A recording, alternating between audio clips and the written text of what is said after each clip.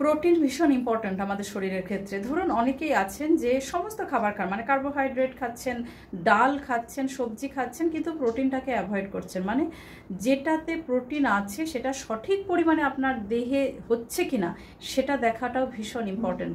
মানে প্রোটিন আমাদের শরীরকে হিল করতে সাহায্য করে। আপনার ধরুন মাসল লস হয়ে গেছে, মাসল লসকে ঠিক করবে কে? প্রোটিন।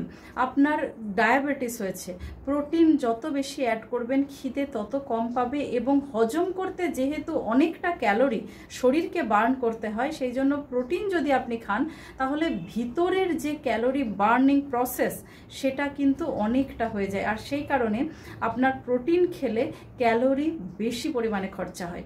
তাই প্রোটিনটাকে খাবারে অবশ্যই অ্যাড করবেন। একবার দেখে নিন যে সঠিক পরিমাণে প্রোটিন হচ্ছে কিনা। মানে ধরুন আপনার 50 কেজি ওজন এবং সেই অর্থে আপনি খুব একটা হেভি এক্সারসাইজ করছেন না, তাহলে আপনার পার কেজি বডি ওয়েটে 1 গ্রাম করে প্রোটিন লাগবে, মানে 50 গ্রাম প্রোটিন লাগবে। যে সমস্ত মানুষ হেভি জিম ট্রেনিং করেন, মানে জিমার বা বাড়িতেও ভীষণ পরিমাণে হাই ইন্টেন্সিভ এক্সারসাইজ করেন, তাদের ক্ষেত্রে প্রোটিনের পরিমাণটা কিন্তু একটু চেঞ্জ হবে, 1.2। যাদের প্রোটিন একেবারে মানে ধরুন কাজকর্ম নেই বা সিডেন্টারি হ্যাবিটের মধ্যে আছেন, শুয়ে বসে থাকছেন, বা ডায়াবেটিক পেশেন্ট আছেন, তাদের ক্ষেত্রে 0.8 যোগ করে নেবেন, মানে 0.8 গুণ করে নেবেন। 50 × 0.8, 50 × 1, 50 × 1.2, এরা তাদের এক্সারসাইজ বডি অ্যাক্টিভিটি অনুযায়ী গুণ করবেন।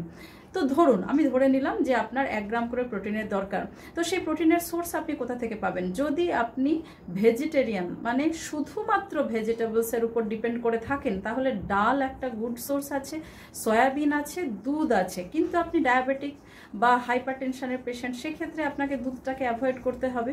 তাহলে সয়াবিন আর ডাল, তাহলে আপনাকে কেমনভাবে খেতে হবে? একদম জল ডাল সাধারণত পরিবারে যেগুলো হয় ওই রকম খেলে চলবে না, একটু ঘন ডাল আপনাকে খেতে হবে। মানে যেরকম আমরা তড়কা বানাই না, সেই তড়কার থেকে আরেকটু হয়তো লিকুইড আপনি করতে পারেন, বাট একেবারে জল ডাল হলে আপনার প্রোটিনের পরিমাণটা কমে যাবে। অ্যাটলিস্ট একটা মিলে আপনার টার্গেট থাকবে 4 থেকে 5 গ্রাম প্রোটিন ডাল থেকে যেন আপনি পান। সয়াবিন আরেকটা গুড সোর্স, সেটা আপনি অ্যাড করতে পারেন। আর আপনার নাটস, মানে যেগুলোতে বিভিন্ন ধরনের বাদাম, সেটাতেও কিছুটা পরিমাণ প্রোটিন আপনি পাবেন, সিডসে পাবেন, এগুলো অ্যাড করুন। আর যারা নন ভেজিটেরিয়ান, তাদের ক্ষেত্রে তো দারুণ সোর্স আছে, ডিম, মাছ, মাংস সব আছে। কিন্তু সেটা রেগুলার বেসিসে হচ্ছে কি, নাকি বাড়িতে রুটিন করা আছে যে আজকে সপ্তাহে 2 দিন মাছ হবে কি 3 দিন ডিম হবে, সেই 3 দিনই আপনি প্রোটিন খাচ্ছেন, অন্য দিনগুলো খাচ্ছেন না, এটা একবার চেক করে নিন। আর একবার দেখে নিন যে ডিমে কতটুকু আছে। একটা ডিমে কুসুম সমেত যদি আপনি খান 6 গ্রাম প্রোটিন পাবেন।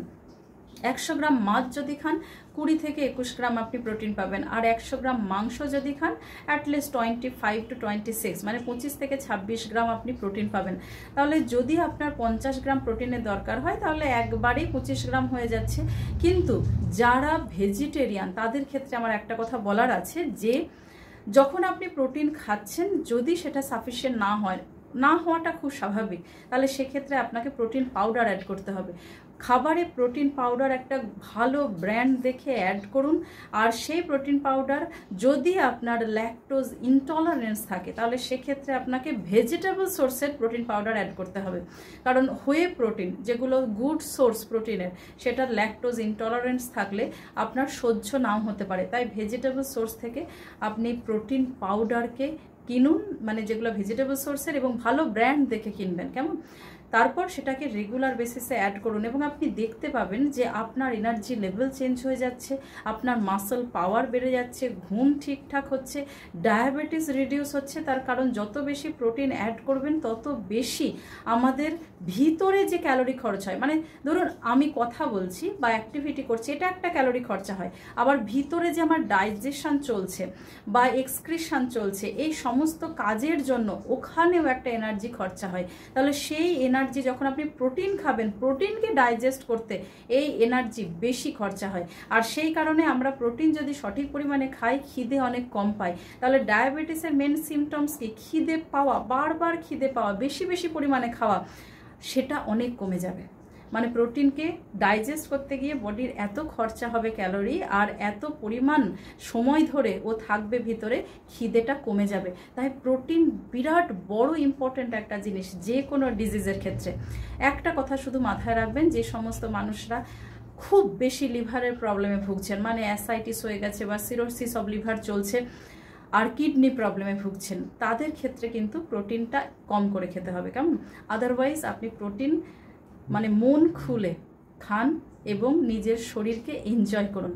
ভালো থাকুন, সুস্থ থাকুন, আর শেয়ার করুন ভিডিওটা। তার কারণ আমাদের ইন্ডিয়া, ভারতবর্ষের ৭৭%, মানে বলতে পারে 70% মানুষ প্রোটিন ডেফিসিয়েন্সিতে ভোগেন, এবং সেটা খুব মেজর অর্থে যে কোয়াশিয়রকর মানে প্রোটিন ডেফিসিয়েন্সির জন্য যে রোগ হয় সেগুলো দেখা যায় সেটা নয়, বাট সাধারণ মানুষের সঠিক পরিমাণে প্রোটিন খেলে যে পরিমাণ হিল হওয়ার কথা সেটা কিন্তু বাধাপ্রাপ্ত হয়, কেমন? Thank you.